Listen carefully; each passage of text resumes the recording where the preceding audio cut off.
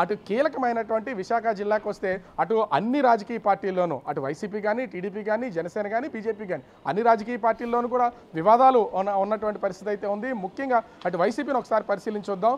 ముందు నుంచి కూడా వైసీపీకి తలనొప్పిగా మారినటువంటిది గాజువాక సీటు. గాజువాక సీట్లో సిట్టింగ్ ఎమ్మెల్యే నాగిరెడ్డిని కాదని అక్కడ ముఖ్యంగా ఆ సీట్ని ఊరుకుడి రామచంద్రరావుకి అయితే కేటాయించినటువంటి పరిస్థితి అయితే ఉంది. తర్వాత ఆ సీట్లు ప్రకటించే సమయానికి దాదాపుగా 2 రోజుల ముందు మంత్రి అమర్నాథ్ని అనకాపల్లి నుంచి తీసుకొచ్చి ఇక్కడైతే అకామిడేట్ చేశారు. కానీ ఇప్పుడు ఊరుకుడి రామచంద్రరావు అదేవిధంగా ఈ మంత్రికి ఈ నాగిరెడ్డి కూడా సహకరించే పొజిషన్ అయితే ఉందని చెప్తున్నారు. కానీ ప్రచారంలో కొంత ఇబ్బందికర వాతావరణం అయితే ఉంది. మరి ముఖ్యంగా చూస్తే అనకాపల్లి సీట్లో మంత్రి బయటకు వచ్చిన తర్వాత మలసాల భరత్ కుమార్కి అయితే సీటు కేటాయింపు చేయడం అయితే జరిగింది. అంటే ఇక్కడ మంత్రే సహకరిస్తున్నారు కాబట్టి ఏ విధమైనటువంటి ఇబ్బంది లేదు అని చెప్పొచ్చు.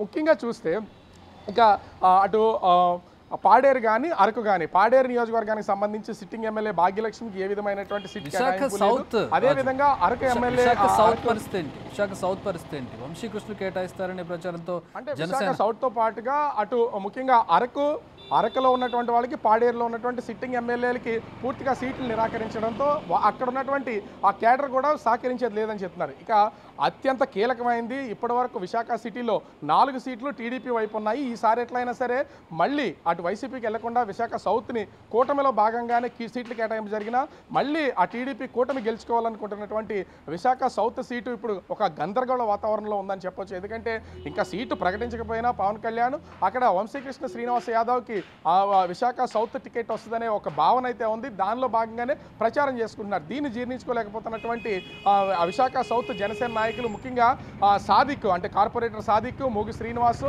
అదేవిధంగా నాగరాజు వీళ్ళు ముగ్గురు కూడా ఆందోళన చేస్తున్నటువంటి పరిస్థితి అయితే ఉంది.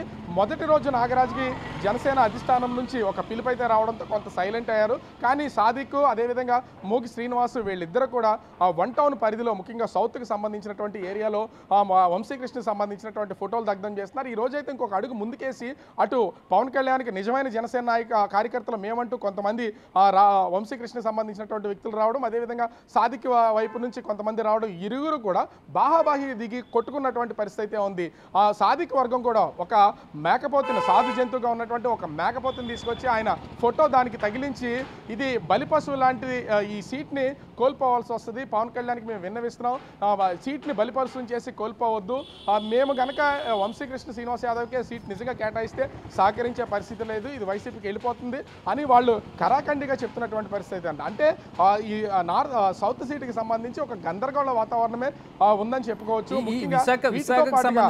నిన్న కూడా మాట్లాడుకున్నటువంటి విశాఖకు సంబంధించి బీజేపీ ఎక్స్పెక్టేషన్స్ ఏంటి? బీజేపీ నుంచి ఎట్లాంటి పోటీ కనపడుతోంది కూటమిలో? ముఖ్యంగా బీజేపీ విశాఖ సిటీలో ఉన్నటువంటి 4 సీట్లలో ఒకే ఒక్క సీటు మాత్రం ఆశిస్తుంది. అది కూడా విశాఖ నార్త్కి సంబంధించి ఇప్పటికే జోరుగా ప్రచారం చేసుకుంటున్నటువంటి విష్ణుకుమార్ రాజు మాజీ ఎమ్మెల్యేగా అక్కడ 2014లో పోటీ చేసి గెలిచి పనిచేసినటువంటి వ్యక్తి. అతను తనకి సంబంధించి అంటే బీజేపీ అధిష్టానం నుంచి తనకి కొంతవరకు హామీ ఉన్నటువంటి నేపథ్యంలో 20 రోజుల నుంచి కూడా జోరుగా ప్రచారం చేసుకుంటున్నారు. కానీ అక్కడ ఉన్నటువంటి జనసేన పార్టీకి సంబంధించినటువంటి వాళ్ళు ఎప్పటి నుంచో, ఎందుకంటే టీడీపీ నుంచి గంటా శ్రీనివాసరావు ఉన్నారు కాబట్టి గంటా శ్రీనివాసరావు ఆ సీట్ నుండి పోటీ చేసే అవకాశం అయితే లేదు, నేను అక్కడ నుంచి పోటీ చేయనని ముందుగానే తేల్చి చెప్పేసినటువంటి పరిస్థితి అయితే ఉంది. ఈ నేపథ్యంలో జనసేన పార్టీకి సంబంధించినటువంటి వాళ్ళు కూడా కొంతవరకు సీటు మాకు వస్తుంది, మాకు ఇవ్వాలి కూటమిలో భాగంగానే ఆశిస్తున్నారు. కానీ అక్కడ ఖచ్చితంగా నార్త్ సీట్ అనేది ఈ విష్ణుకుమార్ రాజుకి వెళ్లే పరిస్థితి అయితే కనిపిస్తుంది. విష్ణుకుమార్ రాజు కూడా జోరుగా ప్రచారం చేసుకుంటున్నారు. అయితే పవన్ కళ్యాణ్ చెప్పిన మాటను ఖచ్చితంగా పార్టీ క్యాడర్ వినే అవకాశం ఉంది కాబట్టి నార్త్ సీట్లో కొంత వివాదం లేకుండా సాఫీగా సాగుతుందని చెప్పుకోవచ్చు. ఇక అన్నింటికీ కీలకంగా ఉన్నటువంటిది అది టీడీపీ నుంచి కానీ జనసేన నుంచి కానీ ప్రతిరోజు వార్తల్లో నిలుస్తున్నటువంటి సీట్ ఒకటే, అది గంటా శ్రీనివాసరావు సంబంధించి. నిన్న కూడా దీని మీద అయితే ఒక చర్చ అయితే వచ్చింది. కానీ గంటా శ్రీనివాసరావుకి సంబంధించి ఇప్పుడు కొంత ఇంట్రెస్టింగ్ ఫ్యాక్టర్ అయితే నడుస్తుంది. చీపురుపల్లికి వెళ్తారా లేకపోతే భీమ్లీలో పాయింట్స్ ఆర్ టేకెన్, కంప్లీట్గా పాయింట్స్ వచ్చేసాయి మనకి. క్లియర్గా ఒకటి ఏంటంటే ఇప్పుడు బస్సు యాత్ర ప్రారంభమవుతుంది 27వ తేదీ నుంచి. ఈ అసంతృప్తులు వైసీపీలో ఉన్నటువంటి అసంతృప్త నేతల నుంచి కావచ్చు, ఆ నియోజకవర్గాలు ఉన్నటువంటి అసంతృప్తి కావచ్చు, దీని మీద జగన్ కూడా స్పెషల్గా ఫోకస్ చేసినట్టుగా తెలుస్తోంది. అది ఆ సెగ బస్సు యాత్రకు తగలకుండా చూసుకోండి కోఆర్డినేట్ చేస్తున్నట్టుగా తెలుస్తుంది. నిజంగా పరిస్థితుందా? ఆ సెగ తగలకుండా ఉండే అవకాశం ఉందా? బస్సు యాత్ర ఎలాంటి అసమ్మతి సెగలు వినపడకుండా వెళ్ళిపోతుందా?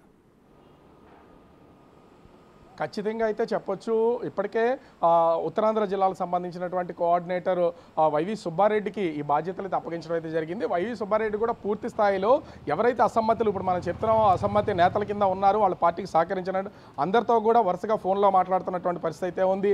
ప్రత్యేకించి ఇక్కడికి వచ్చిన తర్వాత కూడా అందరితో సమావేశం అవుతామని వాళ్ళకైతే సమాచారం ఇవ్వడం అయితే జరిగింది. ఎందుకంటే 27వ తేదీ నుంచి ప్రారంభమవుతున్నటువంటి ఈ బస్సు యాత్రలో ఏ విధమైనటువంటి అసమ్మతి ఉండకూడదు, సాఫీగా బస్సు యాత్ర కొనసాగాలి. గతంలో జరిగినటువంటి సిద్ధం సభల కంటే ప్రతి నియోజకవర్గంలో కూడా ఎక్కువ సభలు ప్రజల్ని మొబిలైజ్ చేసి తీసుకురావాలి. దీనికి ఎవరైతే అసమ్మతిగా ఉన్నారో వాళ్ళందరూ కూడా సహకరించాలనేది వైవి సుబ్బారెడ్డి ద్వారా వాళ్ళకైతే సమాచారం ఇవ్వడం అయితే జరిగింది. వీళ్ళందరూ కూడా దీనికి ఓకే చెప్పాల్సినటువంటి పరిస్థితి కూడా ఉంది. లేకపోతే ఎవరైతే దీనికి వ్యతిరేకంగా పనిచేస్తున్నారో వాళ్ళని సస్పెండ్ చేసుకుంటూ వెళ్తున్నటువంటి నేపథ్యంలో కొంతమంది మళ్ళీ వైసీపీ అధికారంలోకి వస్తే మీ అందరికీ న్యాయం చేస్తాం, అదేవిధంగా నామినేటెడ్ పదవులు ఇస్తామని ఆశ చూపుతున్నటువంటి నేపథ్యంలో కొంత సైలెంట్ అయ్యే పరిస్థితి అయితే కనిపిస్తుంది చక్రి. కానీ ఇంట్రెస్టింగ్ ఫ్యాక్టర్ ఇక్కడ ఒకటి కనిపిస్తుంది. ఇప్పటి వరకు గంటా శ్రీనివాసరావు విషయం పక్క ఆయన ఎక్కడ ఎమ్మెల్యేగా పోటీ చేస్తారని తెలియలేదు. కానీ వైసీపీ నుంచి ఒక లూప్ అయితే బయటకు వచ్చినటువంటి పరిస్థితి అయితే ఉంది. ఆయన అనకాపల్లి నియోజకవర్గం నుంచి వైసీపీ ఎంపీ అభ్యర్థిగా వెళ్ళే అవకాశం అయితే ఉంది అనేది ఒక వార్త అయితే చక్కెర్లు కొడుతుంది. మరి దానికి గంటా ఏ విధంగా స్పందిస్తారు, వైసీపీ ఏ విధంగా స్పందిస్తుంది అనేది వేచి చూడాల్సినటువంటి పరిస్థితి కనిపిస్తుంది చక్రి. లాస్ట్లో ఒక ట్విస్ట్ వదిలేరు రాజు. సో అది నిజంగా లీకా లేకపోతే నిజంగా ఏమన్నా జరుగుతున్న అట్లాంటి చర్చలు అనేది కూడా చూడాలి. ఎందుకంటే ఆయన చీపురుపల్లికి పంపిస్తూ ఉన్నారు. చీపురుపల్లికి వెళ్ళడం గంటకు కూడా ఇష్టం ఉన్నట్టుగా కనబడడం లేదు వార్తల ప్రకారం మనం చూసినట్లయితే. సో ఈ నేపథ్యంలో ఆయన వైసీపీకి ఏమైనా చూస్తూ ఉన్నారా, అనకాపల్లిలో పోటీ చేసే అవకాశం ఉందా, అనకాపల్లి ఎంపీ టికెట్ నుంచి వైసీపీ నుంచి పొందే అవకాశం ఏమన్నా ఉందా అనేది కూడా ప్రస్తుతం ఒక చర్చనీయాంశంగా జరుగుతుంది. Thanks for the updates Raju.